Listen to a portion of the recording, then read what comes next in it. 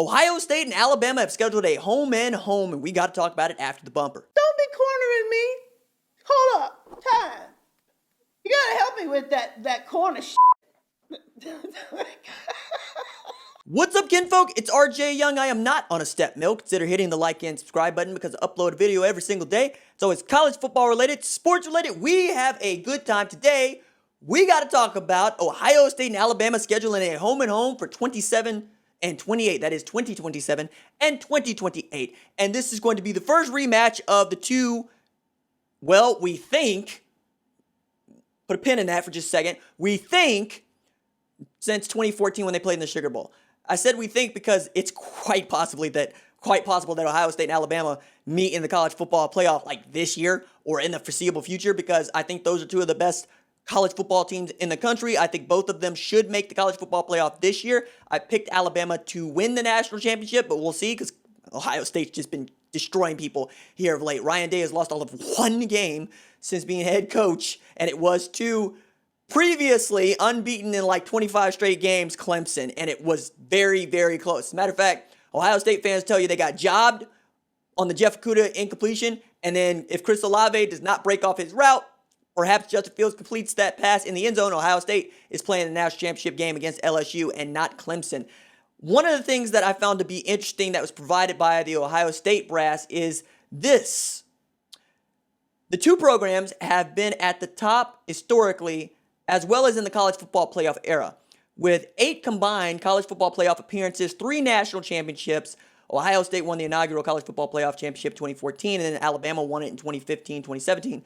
And the best records over the last 100 games, with Ohio State at 91-9, and Alabama tied with Clemson at 90-10. You want to talk about dominant? That's what those 3 squads have been. This also adds to a bevy of delicious assortment of non-conference games that we get to see Ohio State play over the next 10 years. 2020 at Oregon, then you get Oregon at the Shoe. We'll see what happens in the age of the virus. And then Notre Dame at Notre Dame. And then Washington at Washington. And then at Texas. Then you get Washington and Texas at home, Alabama at home. Then you're at Bama, at Georgia, and then you go to Sanford Stadium. Look, Ohio State, Oklahoma have not been shy about saying, bring us the best you got. Bring us what you got. We want it. We want Bama. Matter of fact, I get to say it. Ohio State wants Bama. Love that stuff, man. I don't know if Ryan Day is going to be the head coach. I don't know if Nick Saban's going to be the head coach, but I'll be here for it because Ohio State has put out more NFL draft picks than any other program in the history of the NFL. I don't think it's a coincidence that Ohio State also integrated its football team in 1891, only a year behind Michigan, who integrated their football team in 1890, with both having black letter winners. And then one of the reasons that I think Notre Dame, Penn State, Ohio State were so good for so long is they were integrated. That's another conversation that we are going to have on this channel. Now, Ohio State now has 6 nationally significant home-and-home series scheduled with Power 5 teams in the next 12 years. That's really cool. Again, Oregon, Notre Dame, Washington, Texas, Alabama, and Georgia. And with these games usually taking place in September, they're going to have wide-reaching implications on the playoff format, whatever the playoff format is in 2027, 2028, because it could change by 2025 into something that is 6 teams, 8 teams, or my favorite, 16 teams. I want a 16-team playoff. I think that it would be awesome.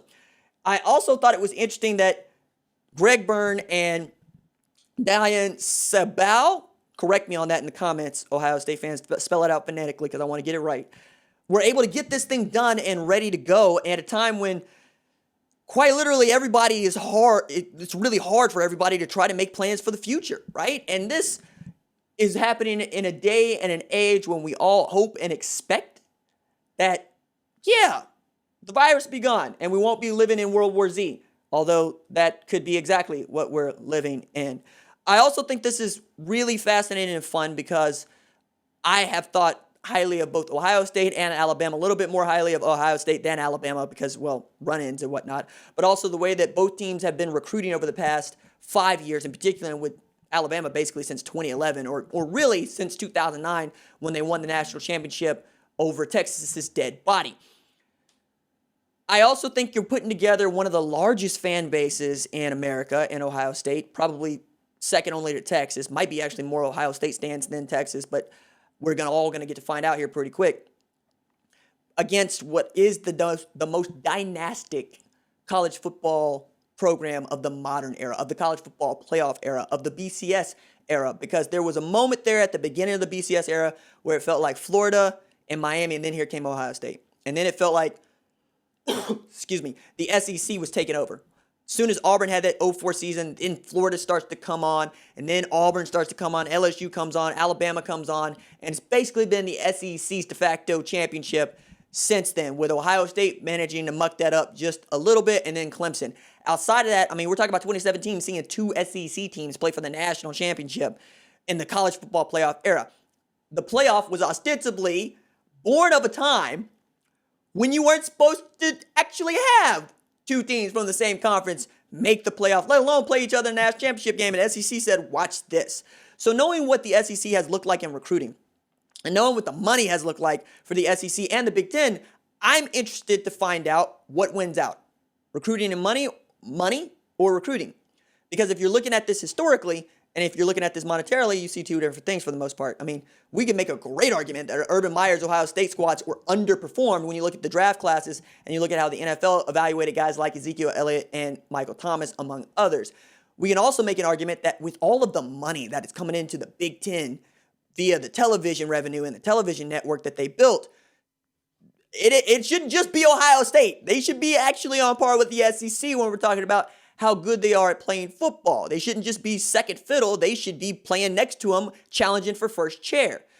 Meanwhile, as they're getting ready to bring in about $962 million, just sort of a bill to the Big Ten, the SEC distributes about $43 to $44 million to each of its member schools based on the contracts that they had. That number is going to go up remarkably so once the SEC moves to Disney, ABC, ESPN, and all those platforms, where the SEC Nation is getting a boost, and we're seeing that the SEC is turning out bachelor college football analysts like Bama turns out first-round draft picks. I mean, you get on The Bachelor, you become an SEC analyst all of a sudden.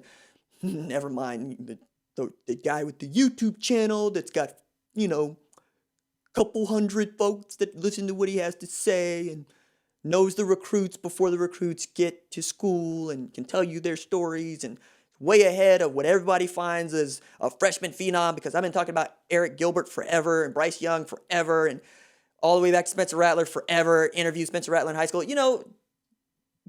Just check the receipts. That's all I'm saying. Meanwhile, I am going to be counting down the days of college football season, let alone to the day when we can all sit and watch 2027 Ohio State, Alabama, and then 2028 Ohio State, Alabama. It's going to be a lot of fun. All right, that's it for me. Doses.